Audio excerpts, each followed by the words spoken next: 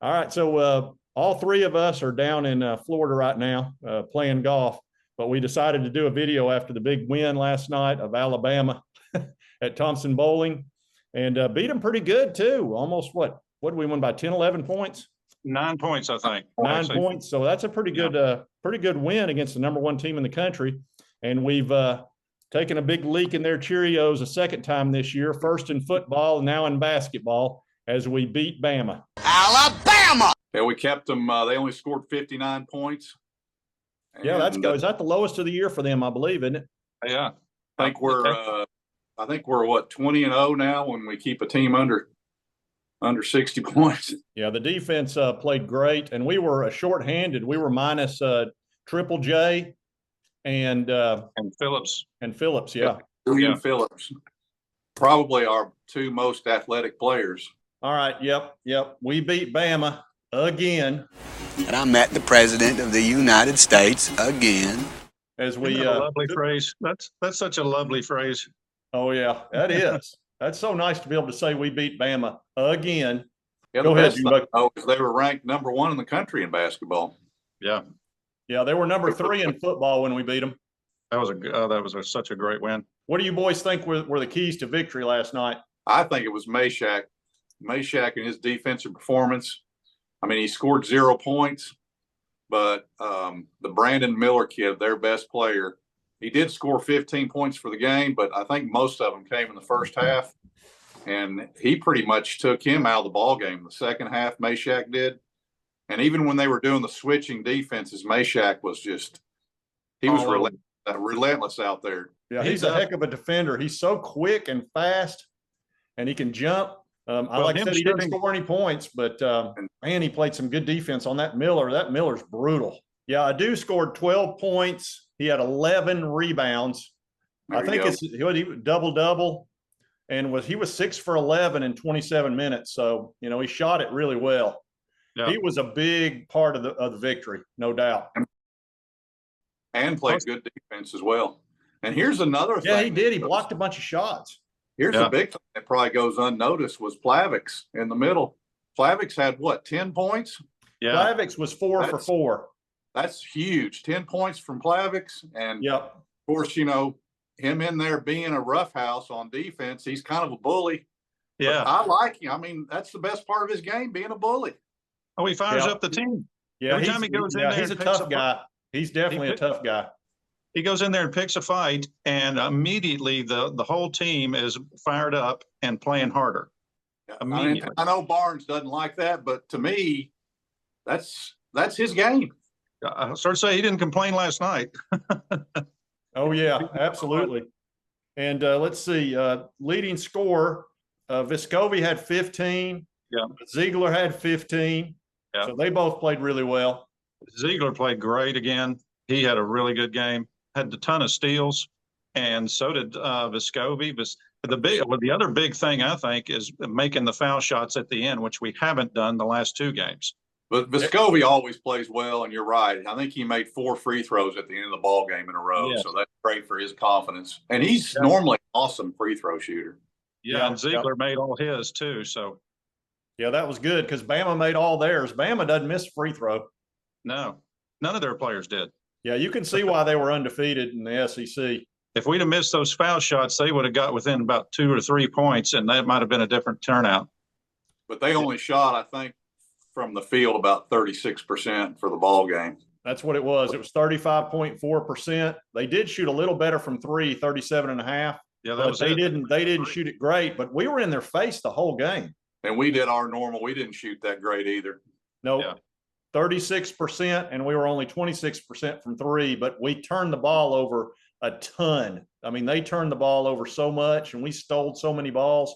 That was big. That gave us like 10 extra possessions. Yeah, that's probably the biggest stat of the game was the turnovers between them and us. We had like 8, and they had like 19. Yeah. So we scored over 20 points on their turnovers, and they only got 2 points. Yeah, so that was huge. There's a game right there. Yeah, that's good. That's just good defense, tenacious defense. Yeah, and Thompson Bowling Arena was rocking. I mean, it was rocking. There's no place like home. There's no place like home. Yep. There's no place like home. I talked to some people last night with the game. They said the atmosphere was just crazy good. I bet. Crazy good. Yeah. Yeah, And that's Byron pretty got good on the for big a screen. Wednesday night, not a Saturday night, a Wednesday night. That's even really, that's really, really good to have that kind of atmosphere on a weekday. Yeah. Oh yeah. Ward Plus, out. we're selling out every sport, every game, just about. I mean, Big. baseball, you can't get baseball tickets now. The other thing about that victory is having those two heartbreaking losses in a row. This kind of gets you back on track. And, yeah, you know, I think a lot of us overreacted to those two losses because they could have gone our way very easily with a little bit of luck, particularly the Missouri game. Yeah. But that's a huge victory, get your confidence back. And now the schedule gets tough, gets tougher. Doesn't get any easier from here. Now we got a brutal game coming up on Saturday at Kentucky. Then we got to go on the road to no, we get A&M at home, but then we got to go on the road to Auburn, and they're going to be out for blood. Yeah, that Auburn game is going to be tough, and that Kentucky game is going to be tough. But this was a win we really needed after giving away the game against Missouri. We'd made this great comeback, and then 4 things had to go wrong in a row for Missouri to somehow win, and they throw in a 40-footer, which was the 4th thing that had to go wrong for us. Yeah. And they end up pulling out that victory, and so did Vanderbilt, which was another luck. Yeah, this was a very important game to stop the bleeding. Turn around the season here. We were getting ready to get in trouble in the SEC rankings, not let alone the national rankings. Yeah, what are we, 10th right now, I think? And yeah, this will help us. Anytime you beat the #1 team, that's going to be a big help. You know, we didn't lose many spots in the rankings by having those 2 losses, which I really thought we'd lose a lot, but we only went down to 10th with those 2 losses. Yeah, from number 2. Beating the #1 team in the country, you probably moved back up to 7th or 8th. Yep. That's because everybody knew how we lost, because we were the top 2 plays in ESPN's plays of the week. Was the Vanderbilt shot going in, and then Missouri hitting the 40-footer throw up. So everybody knew we'd gotten beat barely. That was sickening. That was such a fluke. They need to get Triple J back and on the team and get Phillips back going. Those 2 guys, in my mind, are our most athletic players. Yeah. And also, I think Triple J is our best player. He might be the best overall player as far as defense, rebounding, shooting, you know. Yeah, total everything. package. He does everything pretty well. Doesn't do anything perfect, but he does everything really well. Well, just getting Phillips back would help. Yeah, it gives you an option, especially when it comes to scoring. Because we were, watching the team that was on the floor last night.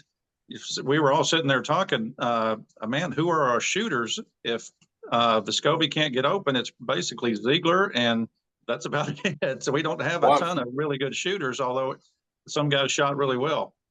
That's a shame the Meshack kid wasn't a little bit better on offense, because he's such a defensive force in there. If you could keep him in the ball game a lot with his defense, if he could just get you 6 or 7 points a game, then, he could play most of the ball game. But, when you get in situations where you need to score, you need some more offense in there, and he just can't seem to get over the hump on the offense.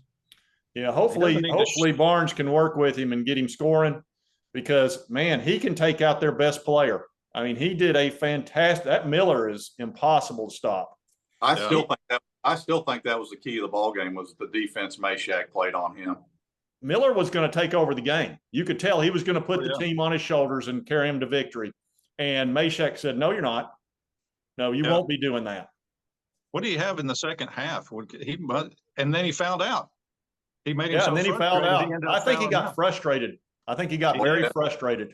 In fact, their coach Nate Oates said in the press conference that his guards got frustrated.